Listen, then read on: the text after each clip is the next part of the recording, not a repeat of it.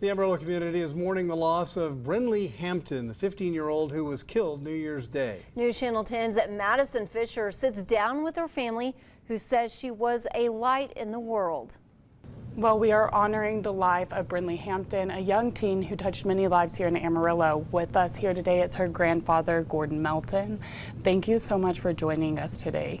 Thank you very much. And so today what we want to do, like I said, we're just honoring her life. As her grandfather, could you just, tell me who Brynnlee was, as a child leading up to now? Well, she was always Papa's little girl, but she was always active.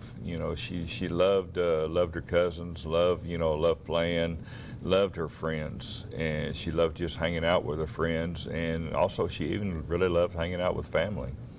She was my first grandchild and my oldest daughter. She was born 2 days before I was 40 years old, so we always celebrated our birthdays together. And I don't usually wear pink, and whenever she was younger, she had a princess birthday and she had a princess sash, and Papa had to wear a princess sash as well. So she could get me to do anything she wanted pretty much. But her smile was very infectious. She loved sports. She loved volleyball. Volleyball was her life.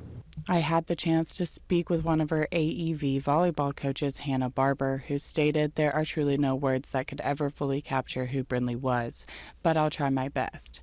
Brynnlee was a rare and beautiful light in this world. Her smile and her laugh were so full of joy that they were impossible to resist. You couldn't help but smile and laugh right along with her, no matter what kind of day you were having. She had a quiet determination about her, a constant drive to grow and become better in every way, and it was something incredibly special to witness. End quote.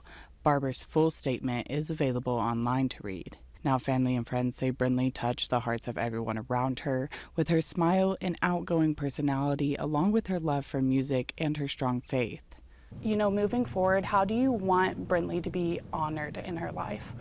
To be honored in her life, somebody that was, like I said, had an infectious smile, was always loved her friends, always loved her family.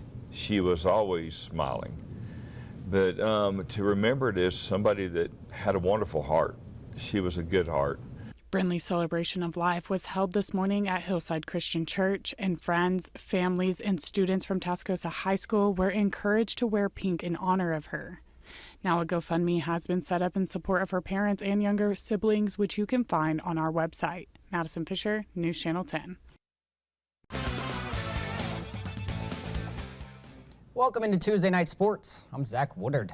Regular season basketball continued today for several teams in the area, some close district races, and every win starting to mean more and more. The top 10 battle between Tascosa and Palo Duro today. The entire gym took a moment of silence before the game in honor of Brynnlee Hampton. In the first quarter, Devea Johnson on the fast break sees the defense coming behind her, protects the rock, and gets the tough layup to fall. Same quarter now, Emily Sims gets it on the wing, lobs it inside to Mackenzie Dixon, who fires it down low to Johnson, and the senior uses the glass for another bucket. In the fourth quarter now, Brea Smith going one-on-one with Johnson, puts her all the way down on the block before creating some space with the drop step, and puts it in for two. Taylor Meander hounded by Nakia Fisher, but as they say, better offense wins every time. Meander somehow gets the contested floater to go. With two teams in the top 10, you expect a close finish, and it certainly was. Lady Rebels squeaked this one out at home, 49-45. Not an easy task to push emotions and play such an intense game. The head coach Zach Tabor says he is proud of his girls for their effort on the floor tonight. Really special. Had a great crowd, and what a tragedy that we had happen on New Year's Day with Brynnlee. And it's so nice to see the communities of both Tascosa and Palo Duro come together and make it important for her and wear pink in her honor. And man, what a great crowd and good atmosphere. And it stinks it was a tragedy, but really good to see the communities come out and support the way they did. I think that was definitely a motivation today. Like I said, really tough thing for our student body and our community. And the girls wanted to come out and represent in the right way, and I think they did that tonight. Hey, I thought we played tough. I thought what a night to have a slip up, right? A big crowd. It had been easy for our girls to fold, and instead we rose to the challenge, and we played well down the stretch and got a big win against a really good team and a well-coached team. Palo Duro and Tascosa met on the boys' side right after. In the third quarter, Kuda Clayton hits Zaylen Nadine on the wing. Nadine swings it over to his teammate before getting it back and launching the three, and he drains it. Rebels coming right back at him. Jack Corpering on the attack. Defense drops, so he finds Ladarius Godbolt in the corner, and he buries it. He would finish with 40 on the night.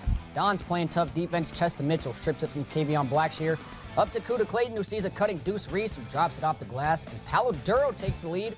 But Blackshear not phased by the turnover. Full speed ahead, he hits Wyatt Barnett in the corner, and his triple is good, and the momentum flips right back to the home team. Blackshear again on the attack, keeps this one himself, gets all the way to the cup, has a wide open layup, and he is fired up after that basket. And the Paladuro timeout, and the upset alarms were sounding. The Rebels climb the ladder and take down the 23rd ranked Dons, 65-56. In the same district, the Caprock Lady Horns had a home contest, welcoming in the Plainview Lady Bulldogs. Taking you to the third quarter, Chloe Eastman gets it on the wing. She hits Santana Garner down low, and look at the footwork from Garner to free up some space and gets the bucket in off the glass. On the other end, Malia Laredo pokes it free, and she's off to the races. Lady Horns get back on defense to stop the fast break. Laredo back to the basket now, keeps her dribble alive, and attacks the open space before getting the layup to go over the rim. It was all Plainview in this one, and the Lady Horns fall to 1-6 in district after the 72-34 loss. Same teams on the boys' side on the floor right after. Time running out in the second quarter. Longhorns work it around the perimeter before finding their sharpshooter in the corner, Jeremiah Velasquez, who splashes in the triple. Next trip down the floor, Braden Johnson pushing it on the fast break. Gets to his spot, loses his footing a little bit, but not enough to affect the outcome as he buries the jumper before time expires. Longhorns trailed by 5 headed into the break, but couldn't slow the Bulldogs down in the second half.